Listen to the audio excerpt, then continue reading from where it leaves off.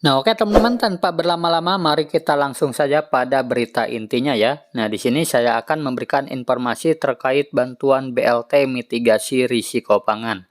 Nah, pada hari kemarin, tepatnya pada tanggal 5 April 2024, pada hari Jumat, Kementerian Perekonomian Republik Indonesia ini menjelaskan tentang BLT mitigasi risiko pangan ya teman-teman, walaupun hanya sedikit saja. Nah, kita lihat untuk BLT mitigasi risiko pangan di tahun 2024 ini memang belum dicairkan ya teman-teman. Nah, dan kita lihat juga di sini ada keterangan durasinya itu 3 bulan ya. Nah, dan di sini berubah menjadi periode April sampai Juni 2024. Jadi kemungkinan akan cair setelah Lebaran ya teman-teman. Nah, jadi untuk BLT mitigasi risiko pangan yang tadinya alokasi untuk Januari, Februari, Maret, sekarang kita lihat berubah ya menjadi April, Juni 2024. Nah, jadi bergeser 3 bulan ke tahap berikutnya ya teman-teman.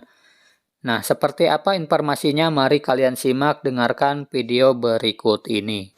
Untuk melindungi masyarakat miskin dan rentan akibat El Nino dan gangguan rantai pasok global, pemerintah telah menerapkan strategi untuk menjaga ketersediaan pasokan pangan dan daya beli masyarakat dengan program bantuan pangan dan bantuan langsung tunai.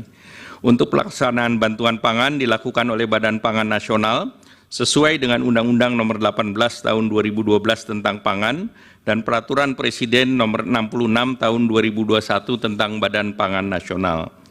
Pada tahun 2023, pemerintah meluncurkan bantuan pangan berupa 10 kilo beras menyasar kepada 21,3 juta KPM penerima PKH atau sembako berdasarkan DTKS dengan realisasi anggaran sebesar 18,1 triliun. Dan penyelenggaraan program ini adalah Bappenas, setelah itu juga BLT El Nino dengan 200.000 per bulan dengan 18,8 juta KPM, dan ini realisasi 7,5 triliun yang diselenggarakan oleh Kementerian Sosial. Untuk di tahun 2024, pemerintah melaksanakan program bantuan pangan berupa beras 10 kg menyasar 22 juta KTM dengan data P3KE seperti tadi disampaikan oleh Pak Menko PMK. Dengan alokasi anggaran 17,4 triliun. Selain itu juga BLT mitigasi risiko pangan, KPM-nya adalah 18,8 dan bantuannya sebesar 200.000 per bulan. Izin Pak Yang Mulia Pak Saldi Isra, ini terkait dengan resiko pangan yang 11,3 triliun, ini kan belum dicairkan Pak, jadi ini masih dalam pos. Dan El Nino di tahun lalu itu sudah dicairkan dan sudah berjalan, tetapi di tahun 2024 ini belum berjalan. Kemudian izinkan terakhir Pak Ketua, kalau boleh menjawab hal yang tidak diagendakan Pak, karena tadi diangkat oleh Yang Mulia Pak Arief Hidayat, dan itu sudah menjadi berita di media Pak. Saya baca begitu sesudah sholat Jumat banyak berita. Silakan. Jadi izinkan kalau diperbolehkan. Pertama, saya hadir ini undangan untuk perhitungan perselisihan hasil pemilu presiden. Yang kedua, saya hadir sebagai Menko Perekonomian. Jadi pertanyaan terkait Golkar mohon izin saya tidak jawab. Tetapi ada satu yang bisa saya pastikan, bahwa bansos itu bungkusannya nggak ada yang berwarna kuning. Terima kasih. Wassalamualaikum warahmatullahi wabarakatuh. Sebagai penutup, Yang Mulia Pak Ketua Majelis Mahkamah Konstitusi dan anggota Majelis Mahkamah Konstitusi, kami ingin menegaskan beberapa hal.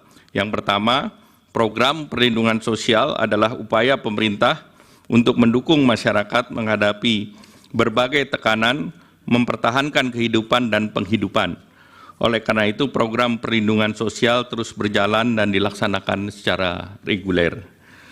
Untuk menghadapi berbagai kerentanan, tekanan ekonomi, pemerintah memberikan perlindungan sosial untuk menjaga daya beli masyarakat yang terdampak, terutama masyarakat miskin dan rentan.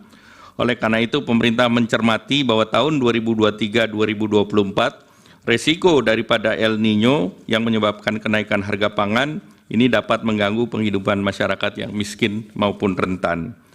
Bahwa penetapan pelaksanaan program perlindungan sosial dilakukan secara transparan, akuntabel, dengan mekanisme APBN yang pembahasannya telah dilakukan bersama DPR RI dan melibatkan berbagai pihak terkait lainnya. Demikian keterangan ini atas perkenan dan perhatian yang mulia Ketua Hakim Majelis Mahkamah Konstitusi dan anggota yang mulia Hakim Mahkamah Konstitusi, kami mengucapkan terima kasih. Wassalamualaikum warahmatullahi wabarakatuh. Waalaikumsalam.